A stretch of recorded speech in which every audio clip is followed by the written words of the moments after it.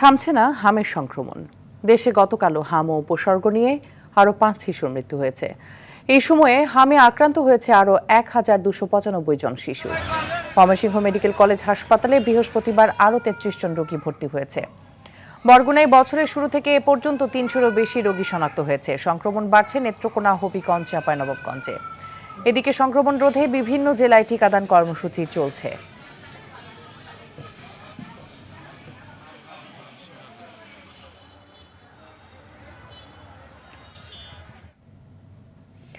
দর্শক, হাম পরিস্থিতি নিয়ে জানাতে ময়মনসিংহ থেকে সরাসরি যুক্ত হচ্ছেন সহকর্মী মোজাম্মেল খোকন। মোজাম্মেল, ময়মনসিংহে হামের সার্বিক অবস্থা জানাবেন।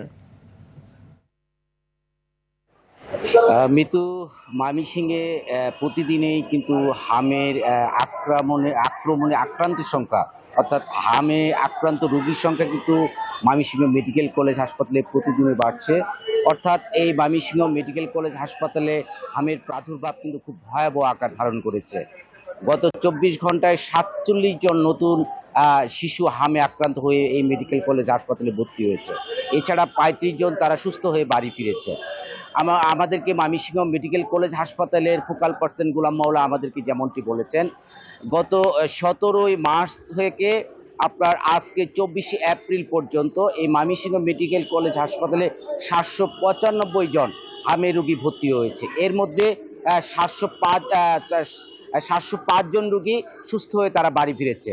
অর্থাৎ হামের অবস্থা কিন্তু ময়মনসিংহ মেডিকেল কলেজ হাসপাতালে খুবই ভয়াবহ আকার ধারণ করেছে। এছাড়া আপনার এই মাসেই কিন্তু, অর্থাৎ এই মাসে 15 জন রোগী কিন্তু এখানে মৃত্যুর ঘটনা ঘটেছে। আমরা যে বিষয়টি আমরা বারবার বলেছি, ময়মনসিংহ মেডিকেল কলেজ হাসপাতালে আইসিইউ এবং ভেন্টিলেশনের যে এখানে যে না থাকার কারণে, সেটার কারণে কিন্তু এই বিশেষ করে 15 জন রোগী মৃত্যুর ঘটনাটাকে কিন্তু দায়ী করছেন তাদের স্বজনরা। তো আমরা যে বিষয়টি দেখেছি যে হামের উপদ্রব বৃদ্ধি হওয়ার পরপরই ময়মনসিংহ সিটি কর্পোরেশনের পক্ষ থেকে 33টি ওয়ার্ডে কিন্তু ভ্যাকসিনেশনের কাজ শুরু করেছে। এবং বিভিন্ন জায়গায় কিন্তু আমরা দেখেছি যে এই সচেতনতামূলক বিভিন্ন ধরনের ব্যানার এবং তারা এই ঘোষণা করছেন।